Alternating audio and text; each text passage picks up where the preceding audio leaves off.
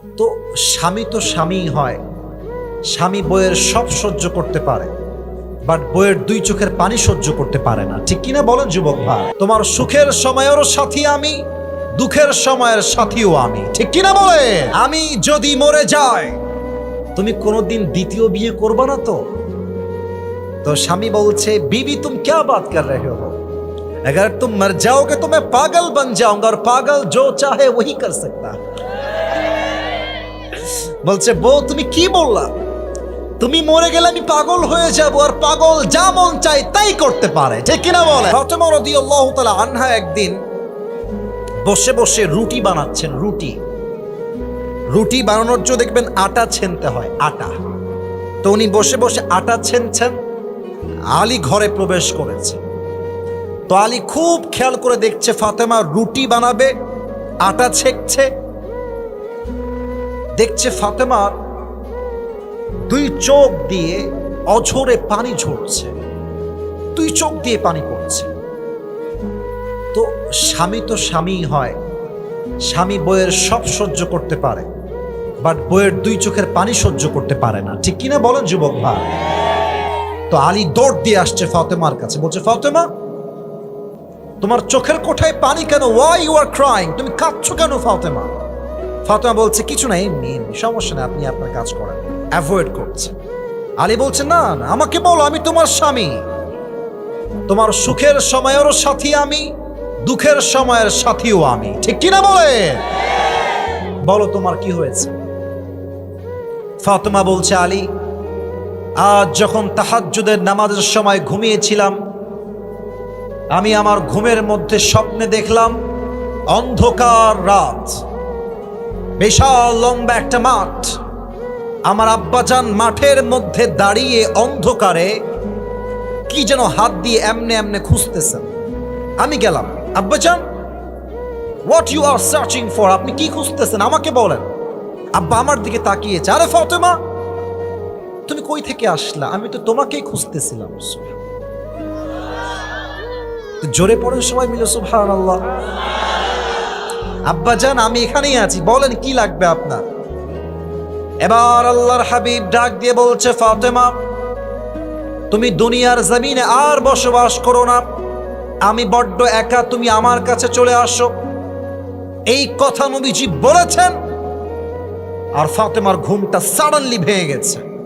উনি ভাবছেন স্বপ্নে আমি কি দেখলাম, এইটা আমার আব্বা আমাকে কবর থেকে ডাকছে, এর ব্যাখ্যা কি? যারা এখানে বসে আছেন স্বপ্নের ব্যাখ্যা শোনেন। যদি আপনাকে আপনার বাবা কবর থেকে ডাকে যে বাবা তুমি আমার কাছে চলে আসো, যদি আপনাকে আপনার মা কবর থেকে ডাকে যে বাবা তুমি আমার কাছে চলে আসো, এই স্বপ্নের ব্যাখ্যা এসেছে আপনার হায়াত বেশি দিন আর বাকি নাই। এটা হচ্ছে স্বপ্নের ব্যাখ্যা। তো আমাদের ব্যাখ্যা ভুল হলে হতেও পারে, বাট নবীজি যে কবর থেকে ডাকছেন, নবীর ডাকা কি কখনো ভুল হতে পারে নওগাঁর ভাইরা? হতে পারে না। এটা ফাতেমার স্বপ্ন শুনে আলী বুঝে গিয়েছে যে আমার বউটা হয়তো আর বেশি দিন দুনিয়াতে থাকবে না। এবার আলী নিজেও কান্না শুরু করে দিয়েছে ফাতেমার সাথে। ফাতেমা বলছে আলী থামেন, কাঁদছেন কেন? কুল্লু হাইয়িন মাইয়িত, প্রত্যেকটা জীবিত মানুষকে একদিন মৃত্যুর স্বাদ গ্রহণ করতে হবে, কেউ ভাগতে পারবে না, আমিও পারবো না। আলী থামেন, স্টপ। আলী বলছে ফাতেমা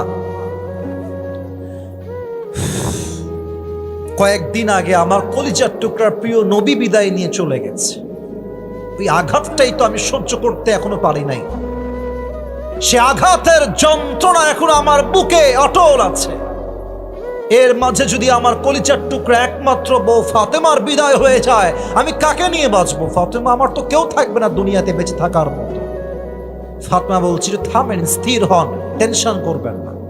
তবে আমি আপনাকে আমার মৃত্যুর পূর্বে 3টা ওসিয়ত করে যেতে চাই। নওগাঁর ভাইরা লুক অ্যাট মাই 3 ফিঙ্গার্স, 3 আঙ্গুল দেখেন, বলেন সবাই কয়টা ওসিয়ত? নওগাঁর সাউন্ড তো এরকম হয় না, বলেন সবাই কয়টা? 1 নাম্বার ওসিয়ত, আলী মন দিয়ে শুনবা, আমি ফাতেমা তোমার একমাত্র বউ, হাসান এবং হোসাইনের মা, নবীজির একমাত্র কলিজার টুকরা মেয়ে ফাতেমা হলাম আমি হয়তো তোমার বউ হিসেবে তোমাকে অনেক আঘাত করেছি, অনেক কষ্ট দিয়ে ফেলেছি, তুমি আমাকে মাফ করে দিও, মরে যাবো তো, মাফ করে দিও।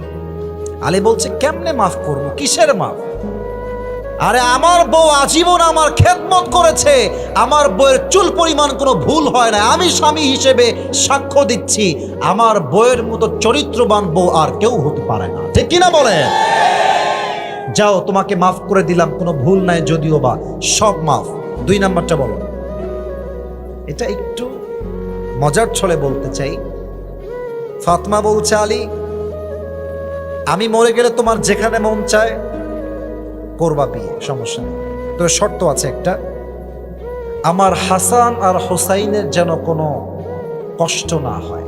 আর আমাদের যুগের এই মেয়েরা যারা আছে, মরার সময় যখন বেঁচে থাকে স্বামীকে বলে এই এদিকে আসো, স্বামী বেচারা মাসুম নিষ্পাপ, কিছুই বোঝে না, কি হয়েছে বলো, বলে এই তোমার ডান হাত আমার মাথায় রাখো, রাখলাম, বলো কি বলবো, বলছে আমার মাথার কসম খেয়ে বলো তুমি জীবনেও দ্বিতীয় বিয়ে করবা না।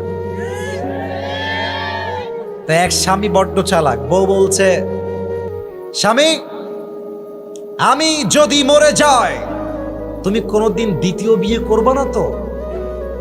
तो স্বামী বলছে बीबी तुम क्या बात कर रहे हो, अगर तुम मर जाओगे तो मैं पागल बन जाऊंगा और पागल जो चाहे वही कर सकता।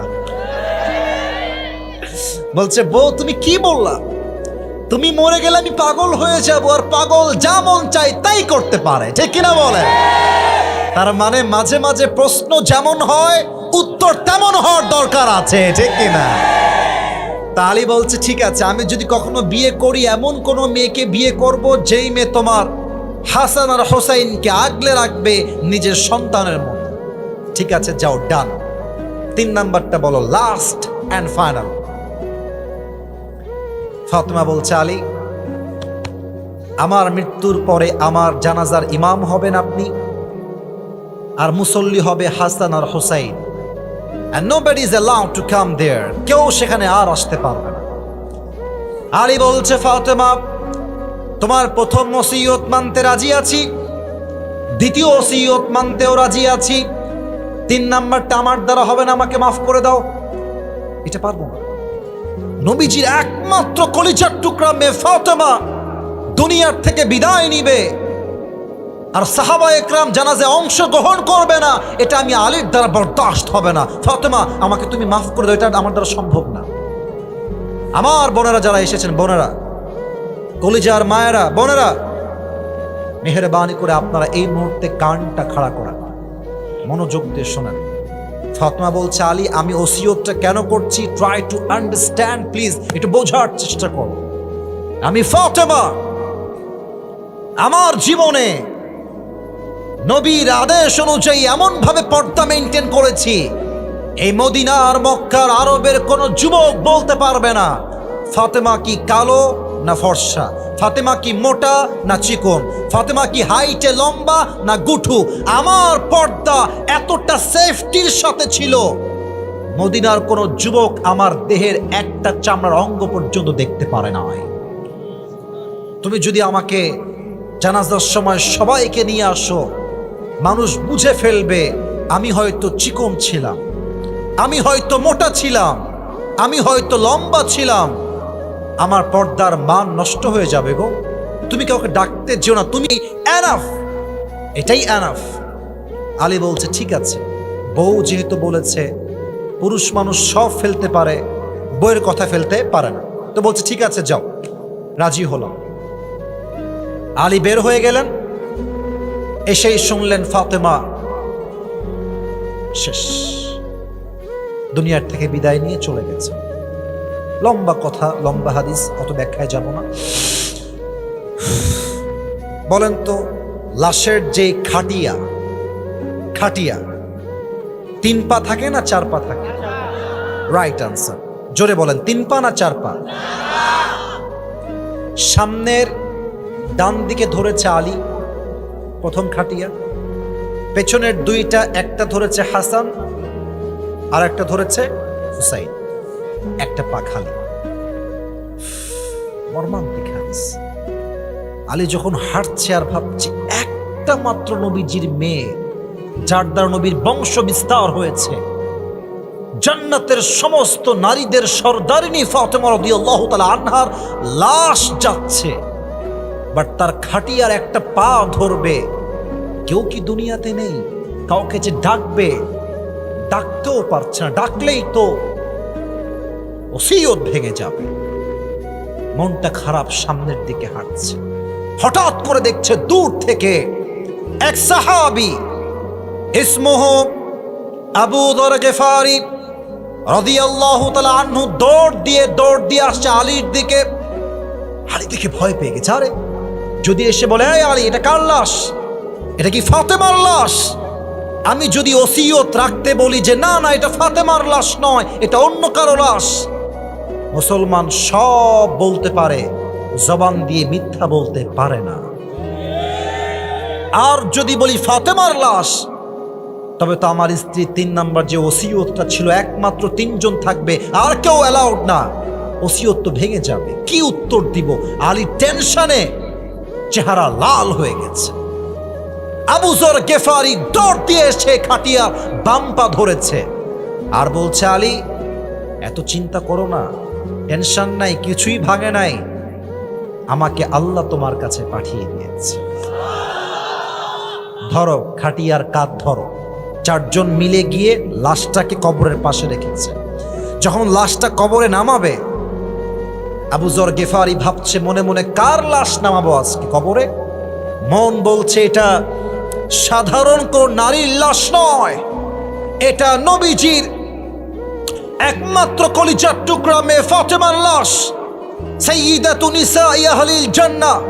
এটা এমন একজন নারীর লাশ, যেই নারী হবে জান্নাতের সমস্ত নারীদের নেতা, সর্দারিনী। এটা এমন একটা মেয়ের লাশ, যেই মেয়ে হচ্ছে আমাদের যেই যুবকদের নেতা, আল হাসান ওয়াল হুসাইন সাইয়্যিদা শাবাবি আহলিল জান্নাহ, জান্নাতের সমস্ত যুবকদের সর্দার হাসান এবং হুসাইনের মায়ের লাশ। এটা কোনো সাধারণ লাশ নয়। বুকটা গৌরবে ফুলে গিয়েছে। কবরকে বলছে, এই কবর, খবরদার, ফাতেমার লাশ তোমার কবরে দাফন করলাম, খবরদার, ফাতেমার সঙ্গে যেন এক চুল পরিমাণ কোনো খারাপ ব্যবহার না করা হয়। সঙ্গে সঙ্গে আল্লাহ কবরের জবানকে খুলে দিলেন। কবর বলছে, এই আবু যর গিফারি, কার সঙ্গে কথা বলছো তুমি? এটা কবর, এটা 3.5 হাত মাটির ঘর। এখানে বাপের পরিচয় দিয়ে কাজ হবে না, মায়ের পরিচয় দিয়ে কাজ হবে না, নেতার পরিচয় দিয়ে কাজ হবে না। এই কবর তার সঙ্গেই ভালো ব্যবহার করবে যার কাছে আছে ভালো আমল। আস্তে ঠিক বললেন কেন? জোরে বলেন, কথা ঠিক আছে কিনা বলে। আল্লাহ বলছেন, ওয়া আমিলুস সলিহাত, যারা ভালো আমল করবে। 3 নাম্বার, ওয়া তাওয়াসাউ বিল হক, যারা হকের পথে দাওয়াত দিবে। 4 নাম্বার, ওয়া তাওয়াসাউ বিস সবর, যারা সুখে দুঃখে সবর করবে। এক সত্তার উপরে আওয়াজ দিয়ে বলেন সবাই, তিনি কে? আমার তো মনে হয় ডান থেকে নিয়ে এই পুরো মাহফিলে যারা আমরা এসেছি, আমার মনে হয় আমরা সবাই মধ্যবিত্ত পরিবারের সন্তান। তোমরা যারা আমাকে চেনো, আমার ওয়াজে আমি একবার বলেছিলাম, মধ্যবিত্ত পরিবারের সন্তান মানেই এক একটা ব্র্যান্ড। যুবক ভাইরা, সাইকেল দিবেন চলবে, বাইক দিবেন চলবে, কার দিবেন চলবে, বলবেন হেঁটে আসো তাও আমার চলবে। ভাত দিবেন, ডাউল দিবেন চলবে, ভাত দিবেন, ভর্তা দিবেন চলবে, ভাত দিবেন আর কিছুই দিবেন না, 1 গ্লাস পানি আর একটা মরিচ দিবেন, পান্তা ভাত হলেও আমার চলবে, কারণ আমি মধ্যবিত্ত পরিবারের সন্তান। অতএব যারা মধ্যবিত্ত পরিবারের সন্তান হয়েও ধৈর্যের পরিচয় দিবে, আল্লাহ বলছেন, ইন্নামা ইউওয়াফফাস সাবিরুনা আজরাহুম বিগাইরি হিসাব, কিয়ামতের দিন আল্লাহ তাদেরকে বিনা হিসাবে জান্নাত দিয়ে, পড়েন সবাই সুবহানাল্লাহ। আল্লাহ সবাইকে 4টা আমল অনুযায়ী জীবন চালাবার তৌফিক দান করুক। পড়েন সবাই আমিন। দেশটা কি এখন পরাধীন না স্বাধীন? তোমরা তো আস্তে কথা কেন? পরাধীন না স্বাধীন? আমার এই 2 হাত দেখেন তো, একজন যুবক এরকম 2 হাত পেতে দিয়ে বুকের তাজা রক্ত দিয়ে শহীদ হয়েছিল। যুবকটার নাম কি? শহীদ আবু সাইদ। সে তার জীবন দিয়ে প্রমাণ করেছে মুসলমানরা বেঁচে থাকলে বীর পুরুষের মতো বাঁচে, কাপুরুষের মতো নয়। দ্বিতীয় কথা, সে প্রমাণ করেছে আমার বুকে তোমরা গুলি চালাও, আমার বুকের তাজা রক্ত দিয়ে আমি শহীদ হওয়ার জন্য প্রস্তুত আছি, বাট আমার মাথা কখনো বাতিলের সামনে নত হবে না। যুবক ভাইরা, আমি চাই আগামীতে একটা নির্বাচন হবে, সুষ্ঠু নির্বাচন। তবে আমি এখানে রাজনীতি করবার জন্য আসি নাই, আমি আগে এটা ডিক্লেয়ার দিলাম। আমি কোনো রাজনৈতিক সংগঠনের সঙ্গে জড়িত নই। তবে আমি মনে করি প্রত্যেকটা ভদ্র ঘরের যুবকদের রাজনীতি করা দরকার। এই জন্য এই দেশকে চেঞ্জ করতে হলে রাজনীতি করেই চেঞ্জ করতে হবে। যুবক ভাইরা, ঠিক কিনা বলো?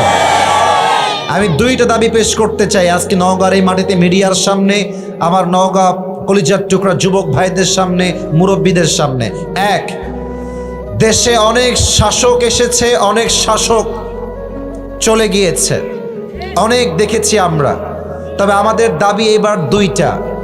আমরা আগামীতে এই দেশে কোনো নারীকে ক্ষমতায় দেখতে চাই না। আপনারা সবাই দ্বিমত না একমত? 2 নাম্বার দাবি খুবই loud and clear, because time is too short. সময় কম, কথা অনেক বেশি। 2 নাম্বার কথা, শুধুই যে পুরুষ চাই ক্ষমতায়, ব্যাপারটা exactly it's not like that. আমরা এমন একজন পুরুষকে আগামীতে প্রধানমন্ত্রী হিসেবে দেখতে চাই, যিনি একই সময়ে এই দেশের প্রধানমন্ত্রী হবেন এবং তার যোগ্যতা এতটা হাইলি কোয়ালিফাইড হবে, আমাদের দেশের প্রধানমন্ত্রী একই সময়ে প্রধানমন্ত্রীও হবেন এবং তিনি চাইলে জাতীয় মসজিদ বাইতুল মুকাররমে দাঁড়িয়ে জুমার খুতবা দেওয়ার যোগ্যতাও রাখবে। এমন নেতা আমরা আগামীতে চাই কি চাই না? দেশের প্রধানমন্ত্রী যদি হয় জাতীয় মসজিদ বাইতুল মুকাররমের খতিব, ও নওগাঁর ভাইরা, সেই দেশে কি আর সুদ থাকবে? আস্তে কেন? সুদ থাকবে, ঘুষ থাকবে, চাঁদাবাজি থাকবে, ধর্ষণ থাকবে, পুরো দেশটাই সোনার বাংলাদেশ হয়ে যাবে, ঠিক কিনা বলে? আল্লাহ এমন দেশ গঠন করার তৌফিক সবাইকে দান করুক। পড়েন সবাই আমিন। যারা এসেছেন সবাইকে বলবো মাহফিলটাকে অবজার্ভ করার জন্য, just to observe this program. সবাই একবার ডানে বামে সবাই মিলে পুরো মাহফিলটা একবার সবাই দেখেন, সবাই দেখেন। ওকে সোনামণি, এদিকে, এবার এদিকে, এই যে এদিকে। আমার অবজারভেশন যা বলছে, আজকের এই নওগাঁর মাহফিলে যত শ্রোতা এসেছে, আমার বিশ্বাস 90% বেশি কলিজার টুকরা যুবক ভাই আজকের মাহফিলে এসেছে। আল্লাহ যুবকদেরকে ইসলামের সৈনিক ওমরে ফারুক রাদিয়াল্লাহু তাআলা আনহুর মতো কবুল এবং মঞ্জুর করুক। পড়েন সবাই আমিন। আমি কোরআন থেকে 40 মিনিট তাফসীর পেশ করব। তার পূর্বে জাস্ট কয়েকটা মিনিট আমি যুবকদেরকে অ্যাড্রেস করে কিছু কথা বলতে চাই। আমি আমার মা বোনদের জন্য অ্যাড্রেস করে কিছু কথা বলতে চাই। বলা যাবে নাকি যাবে না? সবাই একটা কাশি দেন। নারায়ে তাকবীর। আমাকে একজন যুবক সেই দিন জিজ্ঞেস করছে, হুজুর, অতীতে অনেক খারাপ ছিলাম, জুয়া খেলেছি, নেশায় আসক্ত ছিলাম, পর্নোগ্রাফি দেখতাম, হারাম রিলেশনশিপে ছিলাম, বাট সব কিছু ভুলে আমি আল্লাহর রাস্তায় নতুন জীবন শুরু করতে চাই। আমি আমার নতুন জীবন শুরু করব কেমনে? তোমরা আমার ওয়াজের এই 5টা মিনিট আমাকে সময় দিয়ে দিল দিয়ে শোনো। আমার বিশ্বাস এই 5টা মিনিটের বক্তব্য এই যে এরা মার খাবে আমার হাতে, মার খাবা না। এই যে কমিটির ভাই আপনি পেছনে যান, পেছনে কথা না ভাই, এটা করো না ভাই প্লিজ, তোমাদের পায়ে আমার হাত আর না।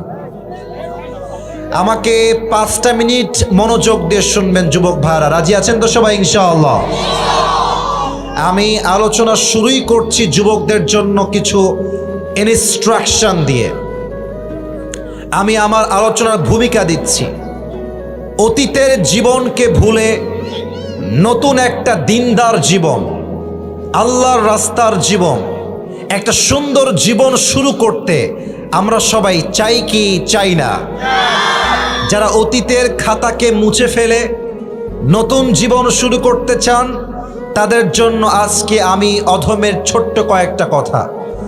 যদি আপনি আপনার অতীতকে ভুলে নতুন জীবন শুরু করতে চান, the first condition is you have to be repent to your Lord. প্রথম কাজ হচ্ছে অতীতে যত গুনাহ হয়ে গেছে আজকে আল্লাহকে বলবেন, আল্লাহ আমি আমার অতীতের সমস্ত গুনাহের জন্য অনুতপ্ত হলাম এবং তোমার কাছে ওয়াদা করলাম I will never ever repeat the same mistakes again in my life. আল্লাহ যা হয়ে গেছে হয়ে গেছে, এটা আমার পাস্ট ছিল, এটা আমার অতীত ছিল। আল্লাহ তোমাকে আমি ওয়াদা করলাম আমি আগামীতে এই অন্যায়গুলো আর কখনো করব না। আল্লাহ তুমি আমাকে মাফ করে দাও। আল্লাহ বলছে, বান্দা যখন তুই মাফ চাবি, তোর চোখের এক ফোঁটা পানি নাকের ডগায় আসার আগেই আমি আল্লাহ তোর জীবনের সব গুনাহ খাতা মাফ করে দিব।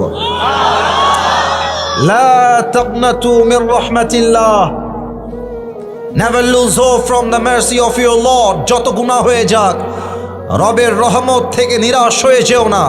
ইন্নাল্লাহা ইয়াগফিরু যুনুবা জামিআ, হাত তোলো, রবের কাছে তওবা করো। আল্লাহ বলছে, বান্দা তওবা করতে দেরি, আমি আল্লাহর ক্ষমা করতে দেরি হবে না। সুবহানাল্লাহ পড়েন।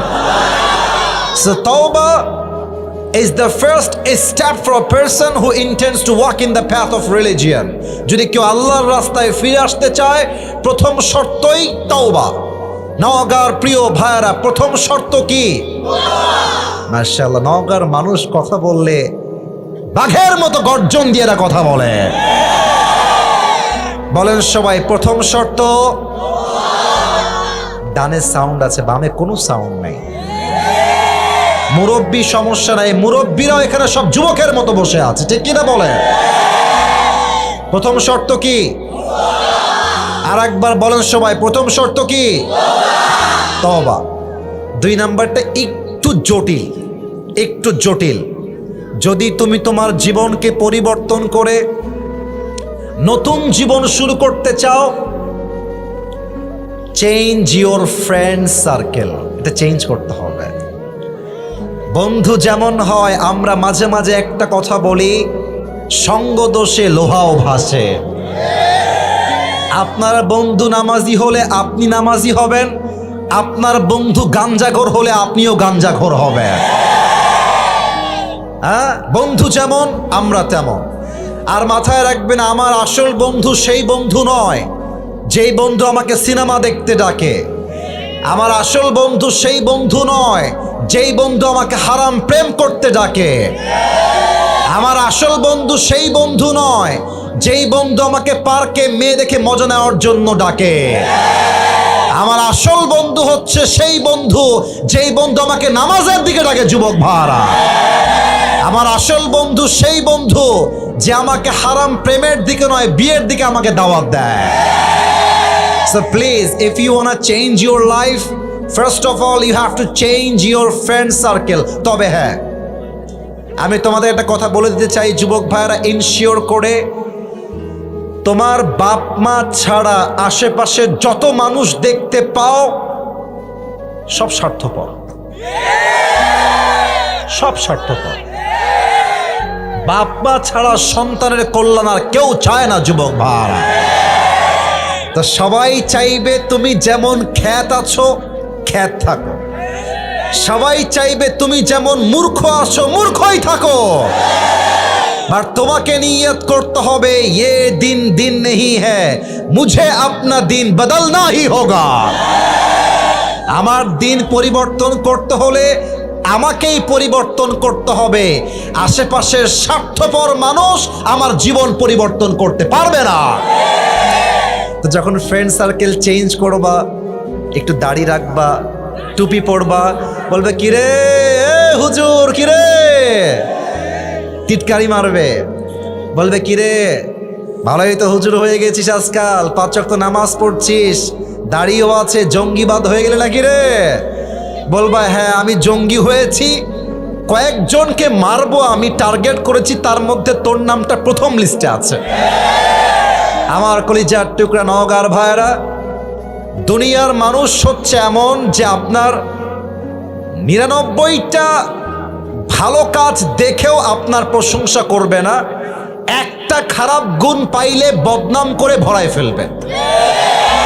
আর আল্লাহ হচ্ছেন সেই সত্তা, যেই সত্তা আপনার 99% ভুলগুলোকে মাফ করে দিয়ে একটা গুণের জন্য আপনাকে জান্নাতি বান্দা হিসেবে কবুল করে নেবেন। এজন্য নিজেকে পরিবর্তন করতে চাইলে নিজের বন্ধুত্বকে চেঞ্জ করো।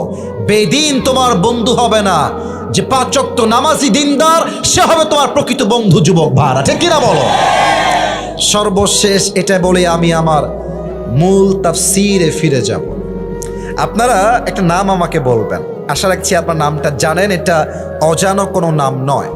পাকিস্তানের একজন টপ ফেমাস ক্রিকেটার, যিনি আগে ছিলেন ক্রিকেটার, পরে হয়েছেন প্রধানমন্ত্রী, তার নাম কি বলতে পারবেন?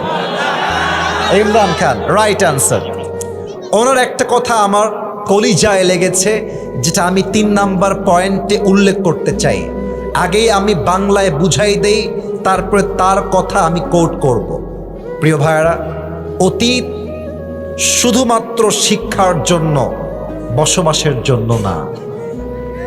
মনে করেন আজকে শুক্রবার, আজকে একটা ভুল হয়ে গেছে, এটা অতীত। কালকে শনিবার শুরু হবে, আজকের শুক্রবার বসবাসের জন্য নয়, শনিবারে আমার শিক্ষা এইটা, শুক্রবারে যে ভুল আমি করেছি এটা আমি শনিবারে আর করব না। এবার ইমরান খান কি বলেছেন এটা আমি কোট করছি। উনি বলেন, अगर जिंदगी को समझना चाहते हो तो पीछे देखो, और अगर जिंदगी को जीना चाहते हो तो आगे देखो। माजी हमेशा सीखने के लिए होता है, जीने के लिए नहीं होता है, और प्रेजेंट हमेशा जीने के लिए होता है, और जो गलती पीछे हो गया उससे सीख के दोबारा जिंदगी को शुरू करने का नाम होता है प्रेजेंट। ठीक कि ना बोले? যা হয়ে গেছে ভুলে যাও। আগামীকাল সকাল থেকে আমার নতুন জীবন শুরু হবে। কোন মেয়ে ছ্যাঁকা দিয়ে ব্যাখ্যা করেছে ওই সময় বাপ। এখন শিক্ষা হবে, আগামীতে আমি আমার ক্যারিয়ারে এমন সফল হব, যেই মেয়ে আজকে আমাকে বিয়ের নামে ধোকা দিয়ে ছেড়ে চলে গেছে, ওর মতো কয়েক লাখ মেয়ে আমার পেছনে বিয়ের জন্য লাইন ধরে দাঁড়িয়ে যাবে। আল্লাহ আমাদের সবাইকে জীবন পরিবর্তন করার তৌফিক দান করে, পড়েন সবাই আমিন। আসুন আমরা তাফসীরে ফিরে যাই। আজকে বিবাহিত এসেছেন কারা কারা? হাত তোলেন। বিবাহিত, আরে বিবাহিত তো অনেক এসেছে, হাত নামান, হাত নামান। এবার যাদের বউ নাই, কষ্টে আছো শীতকালে, তারা হাত তোলো। ইন্না লিল্লাহ, আপনাদের কারো বউ নাই? আস্তাগফিরুল্লাহ, ইন্না লিল্লাহি ওয়া ইন্না ইলাইহি রাজিউন। আমি মাঝে মাঝে একটা কথা বলি যুবকদের জন্য, যাদের বউ নাই তাদের জীবনে কিছুই নাই যুবক ভাইরা। আর এই শীতকালে যুবকদের শীত দূর হবে কম্বল দিয়ে না, ল্যাব দিয়ে না, একমাত্র বউ দিয়ে যুবকদের শীত দূর হবে। আব্বা বোঝে না রে, আব্বা বোঝে না। আল্লাহ আব্বা জানদেরকে সঠিক বুঝ দান করে, পড়ে সবাই আমিন। 3টা তাকবীর দিবেন। প্রথম তাকবীর দিবেন বিবাহিত ভাইরা, দ্বিতীয় তাকবীর দিবেন সিঙ্গেল ভাইরা। আমি দেখতে চাই কার গায়ের জোর কত ভালো। বিবাহিত ভাইরা একটা কাশি দেন, বিবাহিত ভাইরা কাশি দেন। সিঙ্গেল আজকে হেরে যাবে রে। দেখা যাক কারা জিতে। বিবাহিত ভাইরা তাকবীর দিবেন, সিঙ্গেলরা কিপ কোয়াইট, কিপ সাইলেন্ট, চুপ থাকেন। বিবাহিত ভাইরা তাকবীর দেন আমার সাথে, নারে তাকবীর। খুব সাউন্ড আছে মাশাআল্লাহ। এবার সিঙ্গেলদের পালা, সিঙ্গেলরা কাশি দাও, নারে তাকবীর। বিবাহিত ভাইরা আমাকে মাফ করে দিবেন, সিঙ্গেলরাই জিতে গেছে। এবার সবাই মিলে শেষ তাকবীর দিবেন, এমন জোরে তাকবীর দিবেন যে আমি স্টেজ ভেঙে নিচে পড়ে যাব। কোনো ভাগাভাগি নাই, সবাই মিলে কাশি দেন, নারে তাকবীর। আল কোরআনের আলো, আল হাদিসের আলো, কোরআন হাদিস যেখানে, আলেম ওলামা যেখানে, নওগাঁবাসী যেখানে। এই ওয়াজ কালকে আপলোড হলে মানুষ বুঝবে নওগাঁর সন্তানরা বিড়ালের বাচ্চা নয়, সব সিংহের বাচ্চাগুলো আমার সামনে বসে আছে। আল্লাহ কবুল করুক, পড়েন সবাই আমিন। আজ আমি একটি ছোট্ট সূরার থেকে তাফসীর পেশ করব। সূরাটার নাম হচ্ছে সূরাতু আল আসর। আমার নওগাঁর প্রিয় ভাইরা, সূরাটার নাম কি বলেন সবাই? সূরাতু আল আসর। এটা কোরআনুল কারীমের 103 নম্বর সূরা। সবার থেকে শুনতে চাই 100 কয় নাম্বার সূরা? মাশাআল্লাহ। এই সূরার রুকু সংখ্যা হচ্ছে জাস্ট একটা, বলেন সবাই কয়টা? এই সূরার আয়াত সংখ্যা হচ্ছে মোট 3টা, বলেন সবাই কয়টা? এটা কোরআনুল কারীমের 30 নম্বর পারায় অবস্থিত এবং প্রত্যেকটা সূরার 2টা চ্যাপ্টার থাকে। একটা হচ্ছে মাদানী চ্যাপ্টার আর একটা হচ্ছে মাক্কি চ্যাপ্টার। তো সূরাতু আল আসর এটা মাদানী সূরা নয়, এটা হচ্ছে মাক্কি সূরা। সুবহানাল্লাহ পড়বেন না আপনারা সবাই? This was the basic knowledge of this surah. এটা হচ্ছে সূরাতু আল আসরের একটা প্রাথমিক জ্ঞান দিলাম। আসুন আমরা সময়কে ওয়েস্ট না করে সময়টাকে কাজে লাগাবার ট্রাই করি তাফসীরের মাধ্যমে। সূরাতু আল আসর যদিও বা ছোট্ট একটা সূরা, মাত্র 2 লাইনের সূরা। আপনারা হয়তো এটা প্রবাদ বাক্য জানেন সবাই, আমি জাস্ট প্রথমটা বলছি, দ্বিতীয়টা আপনারাই বলবেন। আমরা মাঝে মাঝে বলি ছোট মরিচের, এটাই চাচ্ছিলাম, ছোট মরিচের। অনেক মুরব্বী বলবে হুজুর মাত্র 2 লাইনের সূরা আপনি তাফসীর করবেন। আব্বাজান, এটা হচ্ছে এমন একটা সূরা, এই সূরার ব্যাখ্যা যদি কেউ পড়ে, এর তাফসীর কেউ যদি পড়ে, এর ইন্টারপ্রিটেশন বা এক্সপ্লেনেশন কেউ যদি স্টাডি করে, সেটা অনুভব করবে মনে হবে আল্লাহ তাআলা যেন একটা ছোট্ট একটা ঝিনুকের মধ্যে পুরো একটা আটলান্টিক মহাসাগর ঢুকিয়ে দিয়েছে। সুবহানাল্লাহ। এর ব্যাখ্যা এতটা হাই ভলিউম, এত বিশাল ব্যাখ্যা ছোট্ট একটা এই সূরা। আসুন আমরা সূরার তাফসীর শুরু করি। আল্লাহ তাআলা বলছেন ওয়াল আসর। আসর দ্বারা উদ্দেশ্য হচ্ছে 3টা। আমি খুব বেশি ডান বাম করলাম না, সোজা ব্যাখ্যায় আসলাম। আল আসর দ্বারা উদ্দেশ্য মোট কয়টা? 1। আল্লাহ বলছেন by the passage of time, সময়ের কসম, ইতিহাসের কসম। আচ্ছা, আমরা যখন কোনো বিষয়ে কসম কাটি, আল্লাহর কসম আমি তোমারে ছাড়বো না, আর সেও তারে ছাইড়া দেয় টাকলাকে বিয়ে করে। আজকালকার মানুষ কসম দিয়েও মিথ্যা বলতে সময় নেয় না, যুবক ভাইরা, ঠিক কিনা বলেন? এবার বলেন তো, আমরা যখন কসম কাটি কার নামে কাটি? ডানে আসলেই সব স্ট্রং। বলেন সবাই বামের ভাইরা, কার নামে কসম কাটি আমরা? আল্লাহর নামে আমরা কসম করি, কিন্তু আল্লাহ এবার নিজেই কসম করছেন। তার মানে আমরা আল্লাহর নামে কসম করে এটা বুঝাই দেই যে আমি কিন্তু এই কথা মিথ্যা বলবো না, আমি কিন্তু সত্য বলছি। কসম কার? আমার রবের কসম।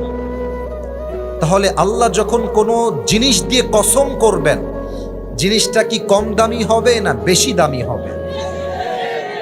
বেশি দামি হবে। আল্লাহ বলছে সময়ের কসম, এই পৃথিবীতে সবচাইতে গুরুত্বপূর্ণ হচ্ছে সময়, আর মানুষের কাছে সবচাইতে অবহেলিত বিষয়ের নামও হচ্ছে সময়।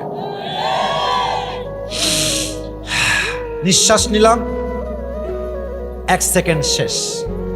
কথা বলছি, আরো 1 সেকেন্ড শেষ। এক একটা মিনিট পার হচ্ছে, প্রত্যেকটা যুবক মুরব্বী মা বোন এক একটা সেকেন্ড পার হচ্ছে, আমরা কবরের দিকে আর একটা ধাপ সামনে এগিয়ে যাচ্ছি। আল্লাহ বলছেন সময়ের কসম। 1 নাম্বার আল আসর দ্বারা সময় উদ্দেশ্য। আচ্ছা, 2 নাম্বারটা বোঝাতে হলে আমাকে একটা এক্সাম্পল দিতে হবে। আল আসর মানে হচ্ছে নিংড়ানো, চিপড়ানো। আচ্ছা, লুঙ্গি ধুয়েছেন, লুঙ্গি তো লুঙ্গি আপনি চিপড়াবেন না আপনি? আচ্ছা, এটার উদ্দেশ্য চিপড়ানো কেন? এটা আমার হাতে কি বোতল, বল এটার নাম কি? মনে করেন আমার কাছে এরকম লম্বা লম্বা 2টা আম আছে, 2টা আম। আমি কি চাইলে এই বোতলে আমটা আস্ত ঢুকাইতে পারবো না? যদি আমি চাই যে আমের স্বাদটা আমি নিব, তাহলে আমি আমটাকে ব্লেন্ডার করে, 2টা আমকে ব্লেন্ডার করে আমের যেই নির্যাস আছে, যেই রস আছে, 2টা আমের সব রস আমি একটা বোতলে ভরতে পারবো। তো আল্লাহ বলছে বান্দা, তুই তো পুরো কোরআন পড়বি না, তোর কাছে তো সে সময় নাই, আমি আল্লাহ জানি আগের থেকে। তুই যেন পুরো কোরআন না পড়তে পারলেও ছোট্ট একটা সূরায় তুই পুরো কোরআনটা পেয়ে যাস। একটা সূরা পড়লে যেন পুরো কোরআনটাই পড়া হয়ে যায়।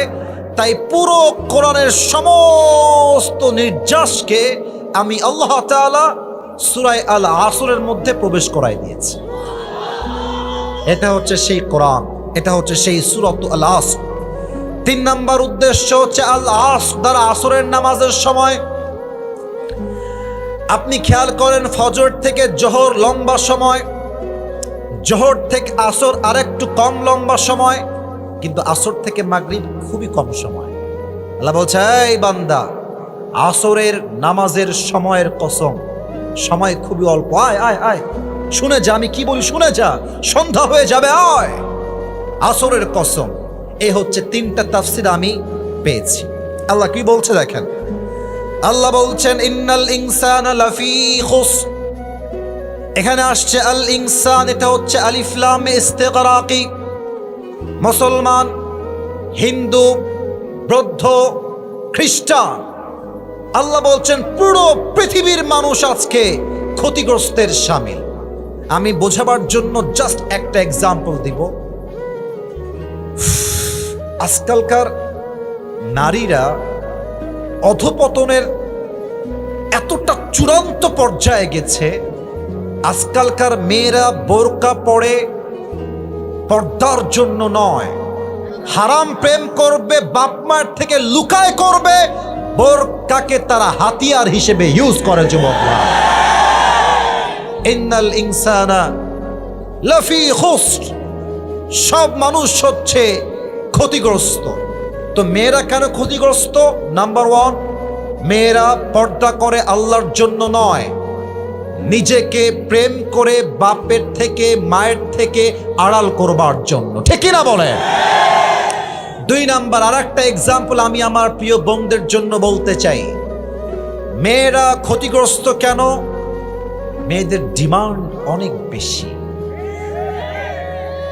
অনেক বিবাহিতরা আমাকে মেসেজ দেয়, হুজুর আমার বউয়ের যে ডিমান্ড, আমি ওকে ডিভোর্স দিয়ে দেবো, আমি রাখবো না।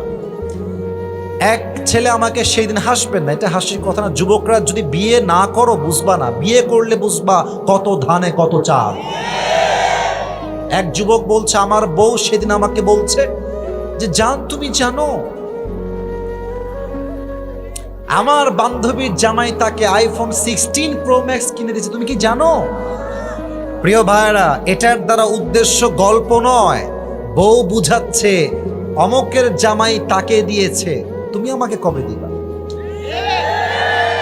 ইভেন মেয়েদের এত চাহিদার জন্য হাজার হাজার যুবক হারামের চাকরি করতে বাধ্য হয় যুবক ভাই। তবে বিবাহিত মেয়েদের চাহিদাই বেশি তা না, বলতে লজ্জা পাচ্ছি যুবক ভাইরা। টু বি অনেস্ট, সব মেয়েকে আমি কখনো এক পাল্লায় মাপি না, তবে কিছু মেয়েদের চাহিদা এত বেশি, এরা আইফোন 16 প্রো ম্যাক্স পর্যন্ত কক্সবাজার পর্যন্ত চলে যায়। আল্লাহ এদেরকে হেদায়াত দান করুক, পড়েন সবাই আমিন। আল্লাহ বলছেন ইন্নাল ইনসানা লাফি খুসর, পৃথিবীর সমস্ত মানুষ ক্ষতিগ্রস্তের শামিল।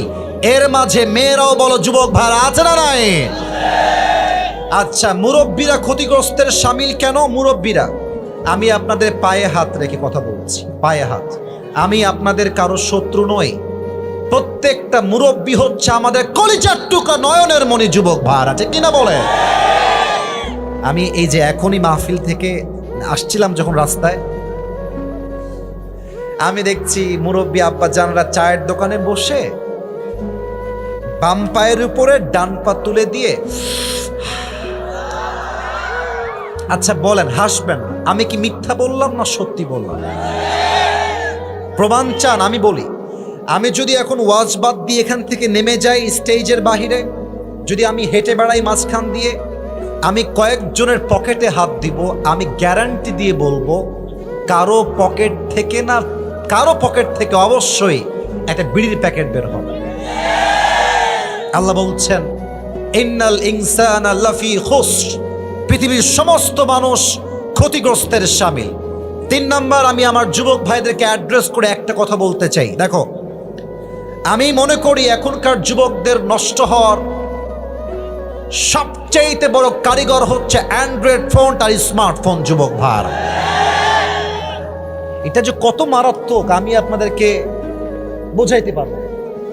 রাত বাজে 11টা, আপনি বেডে গিয়েছেন, যে গিয়ে ঘুমায় যাব, ঢুকলেন টিকটকে, ঢুকলেন ফেসবুকে, ঢুকলেন ইউটিউবে, মাথা রেখেছিলেন বেডে রাত 10টার সময়, রাত 4টা বেজে যায়, তবুও আপনার ফেসবুকে স্ক্রল শেষ হয় না। এই স্মার্টফোনের আসক্তি থেকে বের হওয়ার দরকার যুবক ভাইয়ারা, বলো সবাই আছে না নাই? আল্লাহ বলছেন দুনিয়ার সমস্ত মানুষ ক্ষতিগ্রস্তের শামিল, তবে 4 গুণ যেই ব্যক্তির মাঝে আছে তাকে সফল ব্যক্তি হিসেবে ঘোষণা দিয়েছে একজন। আওয়াজ দিয়ে বলেন সবাই, তিনি কে? এই 4টা গুণ মুখস্থ শুনতে চাই সবার থেকে। নাম্বার 1, ইল্লাল্লাযীনা আমানু, except those who have faith। 1 number, আল্লাহ বলছেন সফল হলো তারা ঈমান এনেছে যারা। قد أفلح المؤمنون, আল্লাহর কাছে সফলতার মাপকাঠি হচ্ছে ঈমান। যার ঈমান আছে, টাকা নাই, পয়সা নাই, বাড়ি নাই, গাড়ি নাই, নওগাঁর সবচাইতে গরিব ঘরের সন্তান, আল্লাহ বলছে বান্দা তুই যতই গরিব হ, ঈমান যেহেতু আছে, তুই আমার কাছে সবচাইতে কাছের এবং প্রিয় বান্দা। সুবহানাল্লাহ। একটু ব্যাখ্যা না করলে ঈমানের মর্মার্থ বুঝে আসবেন। আমাদের বাংলাদেশের রাজধানীর নাম কি? উত্তরটা একটু আস্তে হয়ে গেছে। বাংলাদেশের রাজধানীর নাম কি নওগাঁর ভাইরা? ঢাকায় একটা জায়গা আছে, নাম হচ্ছে গুলশান, নাম শুনেছ? উত্তরা নাম শুনেছেন? তারপরে বসুন্ধরা, যমুনা ফিউচার, ধানমন্ডি নাম শুনেছেন? যারা গিয়েছো তারা খুব ভালো করে এই পয়েন্টটা বুঝবা। ঢাকার গুলশানে আমি যখন দাঁড়াই, কোনো কাজে যখন যাই, আমার খুব স্পষ্ট অলওয়েজ আমার মনে পড়ে যে ঢাকার গুলশানে আপনি জাস্ট 10 মিনিট দাঁড়াবেন, ঢাকার গুলশানে কোনো একটা মোড়ে 1 মিনিট পর পর দেখবেন BMW যাচ্ছে, মার্সিডিজ যাচ্ছে, রেঞ্জ রোভার যাচ্ছে, অডি যাচ্ছে, দামি দামি গাড়ির কোনো অভাব নাই। এখন আপনি বলতে পারেন হুজুর আমি তো আল্লাহর প্রতি ঈমান এনেছি, তো আমার কাছে তো সাইকেলটাও নাই, আর ও তো সুদ খায়, ওর কাছে BMW আসলো কেমন করে, রোলস রয়েলস আসলো কেমন করে? তাদের জন্য ছোট্ট একটা ব্যাখ্যা দিতে চাই। এক ছেলের 2টা পশু আছে, এক হচ্ছে ছাগল আর এক হচ্ছে গাধা। তো একদিন ছাগল গাধাকে ডাক দিয়ে বলছে, গাধা, রাজশাহীর ভাষা, আবে শালা তুই আসলেই একটা গাধা বে। গাধাকে বলছে কি, তুই শালা আসলেই একটা গাধা। তো গাধা বলছে, বন্ধু আমি তো গাধাই, সবাই জানে, আমাকে তুমি আবার গাধা বলে গালি দাও কেন?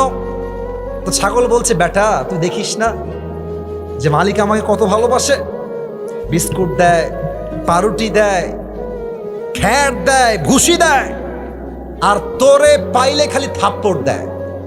তো গাধা বলছে, বন্ধু কথা তুমি ঠিকই বলেছ, মালিক তোমারে বড্ড ভালোবাসে। তো বন্ধু তুমি কি খেয়াল করেছো মালিক কি তোমাকে আগের থেকেই ভালোবাসতো না ইদানিং ভালোবাসে? ছাগল বলছে, বন্ধু তাই তো, মালিক তো আমাকে আগে ভালোবাসতো না, ইদানিং খুব বেশি ভালোবাসে। গাধা বলছে, বন্ধু একবার উপরের দিকে তাকাও, আকাশ দেখো। বলছে, কি হয়েছে বলো? বলছে, আকাশের দিকে তাকায় দেখো, সামনে কুরবানির চাঁদ উঠেছে, কয়েকদিন পরে তোমার জবাই হবে, তাই তোমাকে জনমের খাওয়া খাওয়াচ্ছে, খেয়ে নাও, সময় কিন্তু বেশি দিন আর বাকি নাই। যদিও বা আমার যত্ন কম, হয়তো আমি শাকসবজি কোনো মতো খেয়ে বেঁচে আছি, বাট আমার সময় সামনে এটা নয়, আমার সময় যেমন আছে চলবে, বাট তোমার সময় কিন্তু বন্ধু বেশি দিন বাকি নাই। অতএব সুদ খায়, ঘুষ খায়, টাকার মালিক, বাড়ির মালিক, ফ্ল্যাটের মালিক, ইমানদার বান্দার হতাশ হওয়ার কিছু নাই। ইমানদারের গন্তব্য দুনিয়া শেষ হবে, জান্নাতে গিয়ে সে পৌঁছে যাবে। আর সুদখোর ঘুষখোর দুনিয়াতে অনেক কিছু পাবে, বাট দুনিয়ার জীবন শেষ হলে তার জন্য জাহান্নামের ফয়সালা হয়ে যাবে, ঠিক কিনা বলে?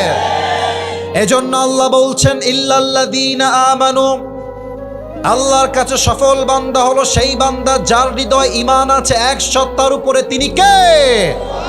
1 নাম্বার। 2 নাম্বার, ওয়া আমিলুস সলিহাত, and those who do good deeds, যারা ভালো আমল করে। এটার ব্যাখ্যা বোঝার জন্য ছোট্ট একটা এক্সাম্পল দেই। মনে করেন আমি আসিফ হুজুর এখান থেকে বের হয়ে গেলাম, বের হয়ে আপনাদের নওগাঁর সদরের সবচেয়ে বড় মডেল মসজিদে গিয়ে 80 রাকাত নামাজ পড়লাম তাহাজ্জুদ। এটা কোনো কমন ফ্যাক্ট না, আমাদের দেশের নেতারাই 80 রাকাত তাহাজ্জুদ পড়ে, কিন্তু তারা এখন বাংলাদেশ না ইন্ডিয়ায় পালিয়ে গিয়েছে। তো আমার কথা হচ্ছে, আপনি যদি এতই তাহাজ্জুদ গুজার হন, আপনার দিল্লি ভাগতে হয় কেন যুবক ভাইরা? 80 রাকাত নামাজ পড়লাম, 12টার সময় শুরু হয়েছে নামাজ, 4:30-এর সময় শেষ হয়েছে। 80 রাকাত নামাজ পড়ার পরে মাথায় চিন্তা আসছে, কি রে আমি তো ওযু করি নাই। বলেন 80 রাকাতের কোনো দাম আছে? আচ্ছা, আমার ডানে আমার মুরব্বী আব্বাজান বসে আছেন, উনি মাহফিল থেকে বের হয়ে ওযু করলেন, সুন্দর করে পবিত্র হলেন, পবিত্র হয়ে একমাত্র কেবলামুখী হয়ে আল্লাহর সন্তুষ্টির জন্য 80 রাকাত নয় 2 রাকাত আদায় করলেন। এবার বলেন, আমার 80 রাকাতের দাম বেশি না মুরব্বির 2 রাকাতের দাম বেশি?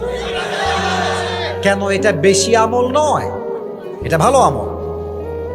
29 নাম্বার পারা 1 নাম্বার পৃষ্ঠা সূরাতুল মুলকের 2 নাম্বার আয়াত, আল্লাহ তাআলা বলছেন, আল্লাযী খালাকাল মাউতা ওয়াল হায়াতা লিয়াবলুয়াকুম আইয়ুকুম আহসানু আমালা। আমি আল্লাহ জীবন দিয়েছি, মরণ দিয়েছি, জাস্ট চেক করতে চাই তোমাদের মাঝে কে কত ভালো আমল করে আমার কাছে ফিরে আসে। সুবহানাল্লাহ পড়েন সবাই। আল্লাহর কাছে বেশি আমলের দাম নাই, হাদিসটা সবার মুখস্থ। আখলিস দীনাকা ইয়াকফিকা আল আমালুল কলিল। এই বান্দা 100 রাকাত লাগবে না, 2 রাকাত পর, ইখলাস নিয়ে পর। 100 রাকাতের চাইতে 2 রাকাতটা আমি আল্লাহর কাছে সবচাইতে দামি হয়ে যাবে, ঠিক কিনা বলেন? আচ্ছা বলেন, যেই মাটিতে বসে আছেন এই কবরে যখন আপনাকে রাখা হবে, বাপ দাদার পরিচয় দিয়ে ছাড় পাওয়া যাবে? যাবে যাবে যাবে যাবে? একটা হাদিস বলছি, শেষ হাদিস। বলেন তো, নবীজির সবচাইতে কাছে কলিজার টুকরা মেয়ের নাম কি ছিল? কেন ভয় পান? কেন ভয় পান বলেন? নাম ছিল কি? রাদিয়াল্লাহু তাআলা আনহা। আর একটা প্রশ্ন করতে চাই, মুরব্বীরা, যুবকেরা অ্যাক্টিভ হন, জোরে উত্তর দেন।